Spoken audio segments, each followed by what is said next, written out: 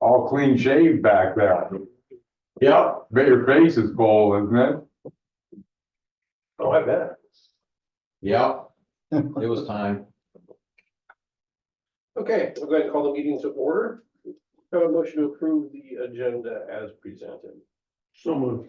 Second, I think the one was. I think we are going to need a, Can we table that when we come to it? yeah, we can do that. But it says clerk, it should say trustee. Yeah, actually it should be. Where at? No, item number 9 for Short Eagle Grove, we're looking for Both are trustees. trustees, not clerks, and then we'll go ahead and table number Okay. 9. Motion to approve as corrected. second, Any further discussion? All in favor, say aye. aye, Aye. Okay, motion carried. Betty, you read the minutes from our last meeting, please. January 8th, 2024, Chairman Hochul called the regular meeting of the Wright County Board of Supervisors to order at 9 a.m. Members present were Clues, Rasmussen, and Hochul. Motion by Rasmussen, seconded by Clues to approve the tentative agenda, moving budget discussions for Tuesday to Friday morning and Wednesday to Thursday morning. Motion carries. Minutes of the regular meeting of January 2nd, 2024 were read and approved. One correction, and minutes from the special meeting of December 28th, 2023 were read and approved. Approved claims for payment. Mark Hill spoke in open forum regarding the ag drainage well closure in Grant Township. Eric Rector, Wright County Conservation, stated that bid letting is scheduled for February 1st. Julie Glade also spoke in open forum regarding an ordinance that could be in place for the Summit Carbon Solutions pipeline anticipated to go through Wright County. Jeremy Abbas, Wright County Planning and Zoning Director, has received information on other ordinances that have been passed. The Planning and Zoning Board will be meeting at the end of January. Sandy McGrath, Wright County Public Health Administrator, explained how the Department of Human Services and Department of Health will possibly be aligning. One option with the alignment is not having a local Board of Health. Motion by Clues, seconded by Rasmussen, to approve the Eminent Domain Compensation Commission as presented. Motion carries. The Eminent Domain Compensation Commission is as follows. Owners, operators of agricultural property: Stan Watney, Dean Clues, Larry Falls, Kent Kirsten, Girl Tate, Bob Dimerly, and Troy Watney. Owners of city or town property: Shannon Walker, Mitch Clues, Bud Young, Colleen Bartlett, Larry Platt, Earl Cockworth, and Sandy McGrath. Licensed real estate salesmen or real estate brokers: Bob Powers, Rod Brooks, Carol Hopp, Boston Charlson, and Kevin Reed. There are currently 2 vacant spots. Bankers, auctioneers, property managers, property appraisers, and persons with responsibility for making loans on property: Mark Scobel, Sherry O'Brien, Michael Ryerson, Aaron Wagner, Tate Goldman, Gene Ryerson, Kent Rutherford. Motion by Clues, second by Rasmussen, to table item number 7, the appointment of Troy Township trustee to next week, January 15th. Motion carries. Motion by Rasmussen, second by Clues, to receive the monthly revenue report from the Wright County Sheriff. Motion carries. Adam Clemens, Wright County Engineer, gave an update on the secondary roads. There were 119 work orders completed last week, with 115 being brush cutting and burning ditches. Crews have now completed brush cutting for all the townships in Wright County. Motion by Clues, second by Rasmussen, to go into closed session at 9:30 a.m. pursuant to Iowa Code Chapter 21.5 with Drainage Attorney Dave Johnson concerning DD 36 railroad repair. Motion carries. Motion by Rasmussen, seconded by Clues, to move out of closed session at 9:42 a.m. Motion carries. No action was taken during closed session. Motion by Clues, seconded by Rasmussen, to adjourn the meeting. Motion carries. Any additions or corrections? If not, that will stand approved as read. Claims have been around. Open forum for public. Anybody in the boardroom or on Zoom wish to address the board? Caucus night, again, over at the Belmont High School, for the entire county. We'll be caucusing at that location. Registration begins at 5:30. If you're not currently registered to vote, you need to bring proper ID, which would be your driver's license, and proof of residency in order to register. Otherwise, all you need is proper identification, driver's license. Anything else? Okay, item 6 is a timed event. We're waiting for the show. Item 7, receive total report from Wright County Auditor.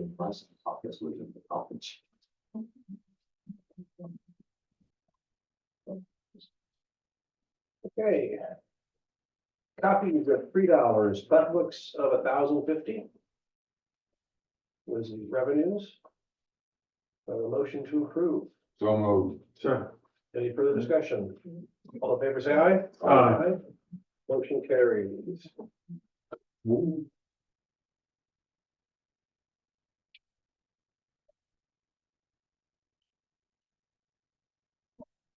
Okay, item number 8, appoint members in the domain. I think we have one more to add. Correct, Todd Guzman Okay, from Belmont. leaves us one more. I've had two that, one unable to because they weren't a real estate agent, and the other one, decided to pass, so we're still waiting on one on that. Okay, So we're getting there. yes. We're getting closer. Motion to appoint Todd Guzman to the eminent domain commission under licensed real estate salesman or real estate broker. Second. Any further discussion? All in favor, say aye. Aye. Opposed, motion carries. Okay, we're tabling 9. With number 10, review rate of pay for township trustees. Clerk is gonna raising pay from $30 to $50 a month.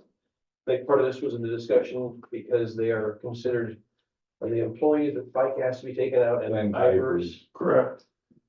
So it was brought to our attention and we're looking at going from 30 to 50. And I know as long as I've been a township trustee, it has been $30. So it is time. I'll make a motion to approve the $50 from 30 per meeting to $50 per meeting. Second. Any further discussion? All in favor, say aye. Aye. Opposed? Motion carries. Adam. Clear roads. And Digby. Yeah, I'm getting talked pretty much just about winter. We had a lot of stuff going on this last week, involving winter. We went on Tuesday with all truck personnel, entire crew, worked till 5. Wednesday, 5 AM call out for all personnel. Friday, we're out trying to do the best we could on Friday. We got pulled off several times. Saturday, we went out all day and then also, tried to get on the gravels on Saturday also. We did go out yesterday, but that's not on this report, so. The cost of the cleanup, total cost on Saturday, for extra time, obviously, $35,687. 35,000. For the 2 days. No, that's just for Saturday, Wow. and Sunday was the same. I mean, I talked to Nate, we'll have that on the next report, but. And that's equipment and. Yep, so it's a breakdown of the wages, 15 grand, equipment 16 grand, and fuel costs 4,400. So that's where we're at with that. We did get 4 work orders completed, but they're mainly just a sign and then some repair work, service work. Well, I want to thank you for going out and pass that on to all your Yeah. workers, if you would, please, from the board. We had a lot of need tubs. The guys with those drifts were getting hard and they could only go about 3/4 mile an hour, 3/4 of what they normally would do. Because if they went any faster, they'd go up and over them. So, and then everything go. They were hard yesterday morning. So had one wing break. They're getting that fixed today. Blower will be out this week and the excavator. We had 3 miles of 290th Street southwest of Dallas was pretty much impassable all day long until about 4:30 yesterday. Had about 5-6 feet of drifts, snow on. So. I think your Facebook page actually works a lot for letting people know. Yeah. It looks like Yep. there's a lot of shares and. Yep. Get that information out there as best we can. Yep, I received no phone calls. Good. So, no, I received nothing. I think people realized it was, Yeah, but we did have one person say, they saw the blade go by, but that's when we called them off, so they just said, hey, we're called off, we're picking up, and they were mad that they saw the blade up in the air when they were going by, so, but. You do. okay. Yeah. Pass our thanks on your. Yep, we'll do, thanks.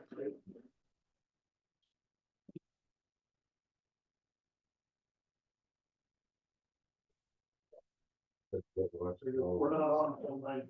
We'll probably go to different drivers. It's bad. We did get out. We had to wait for Clay to get himself done. I think come up and get us out. And I think that pretty much just every year going to put up our own building, put up food and shop at breakfast. We have our own, you know. That's. They are, they're in the time event. Okay. We'll be in recess for about 5 minutes. Like that, at home, go by, after the-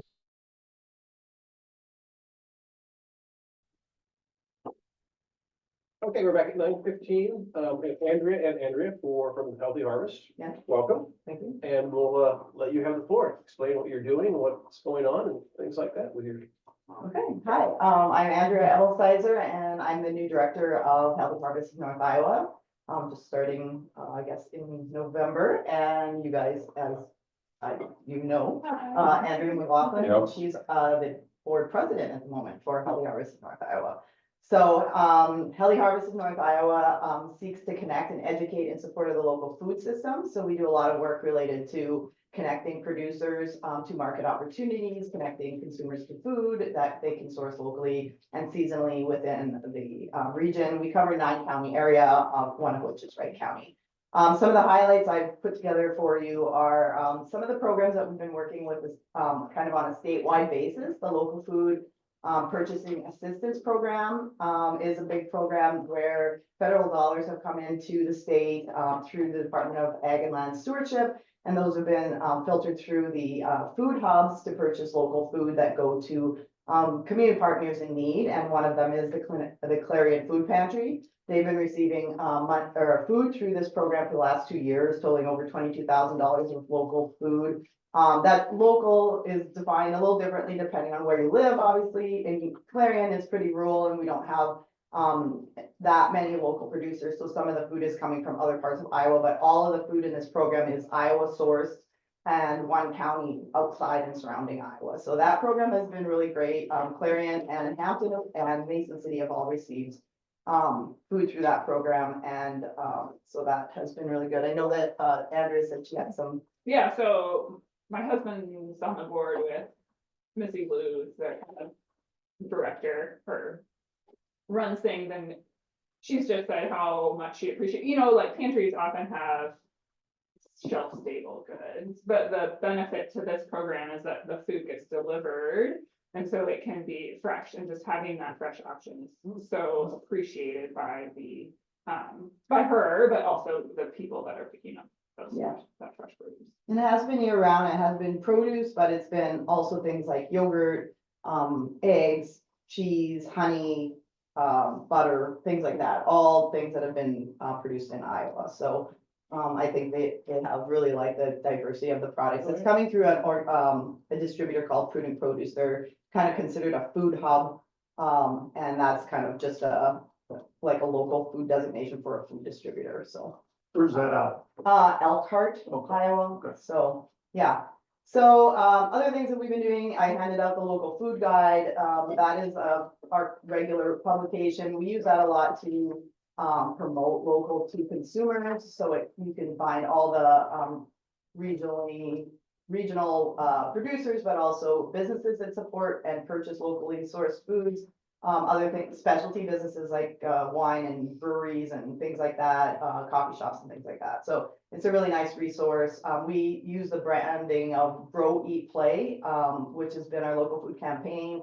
We recently received another USDA grant, $100,000 to continue that project and to do more marketing around connecting where your food comes from and educating consumers as to how to find that local food. So that will be ongoing for the next couple of years. We have a marketing consultant that's working with us to get that word out and try some different things, both print marketing, billboards, social media, things like that.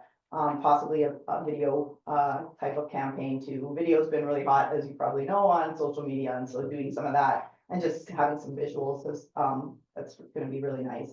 The Clarion Farmers Market, we really emphasized last year with our, we hire a couple of summer temporary employees, and we really emphasized trying to hit all of the farmers markets in a region and trying to get there and do some local food demonstrations, purchasing foods from the market, vendors themselves, and then preparing something for the the market goers to taste and sample in season. And so we did have our temporary folks down here a couple times in Belmont and Clarion.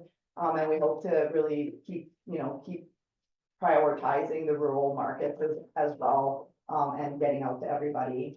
And then I guess we also participated, you guys had the Hispanic celebration in the fall, where we did bring some local food tasting to that as well. So overall, state or like region wise, we do much of the same things in the other counties.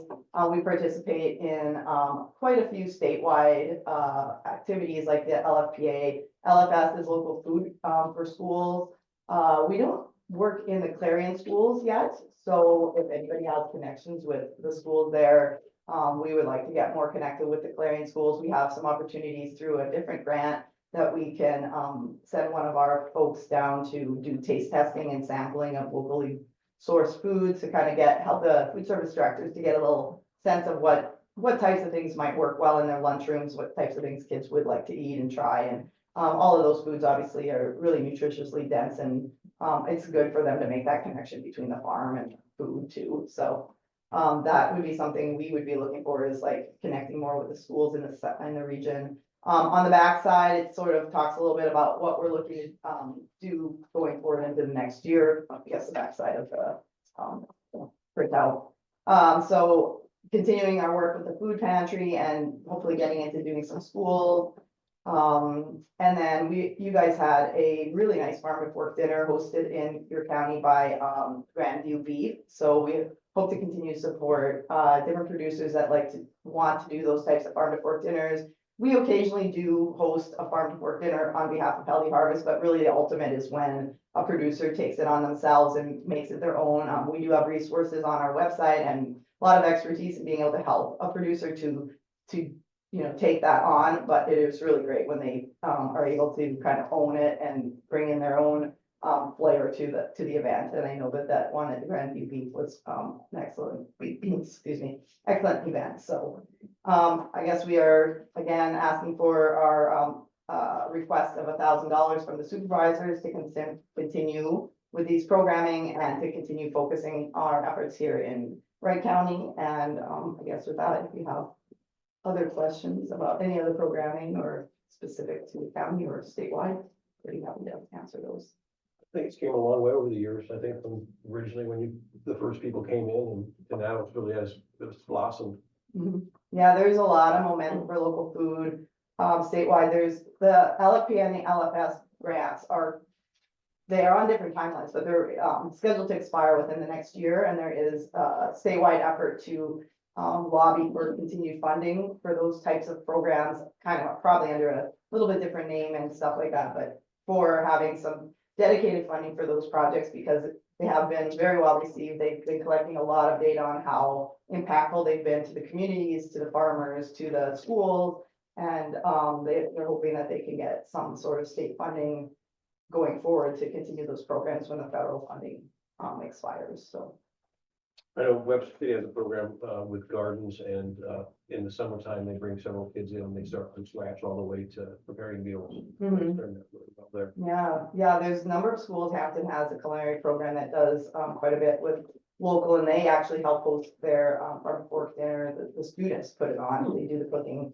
Other counties have some programs where they integrate school gardens into lunchrooms and FFA greenhouses and stuff like that. So I know there was a project going on in Clarion. They were looking to expand community gardens with the. And they did.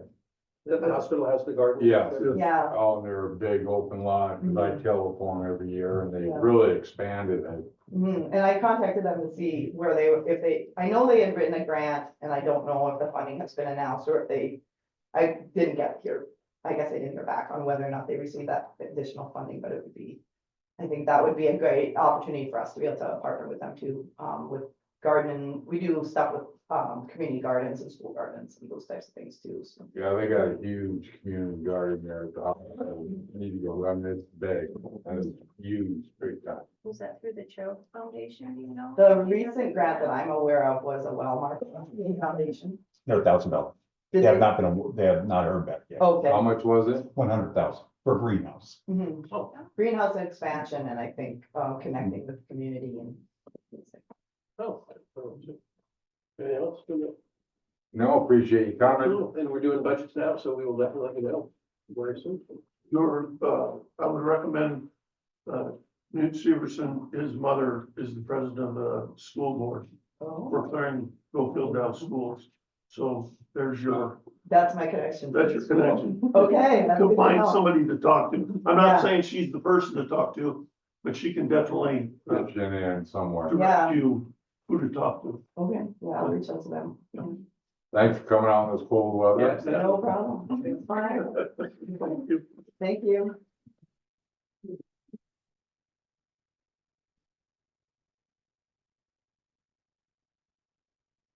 Any old business, new business, or update on meetings, gentlemen?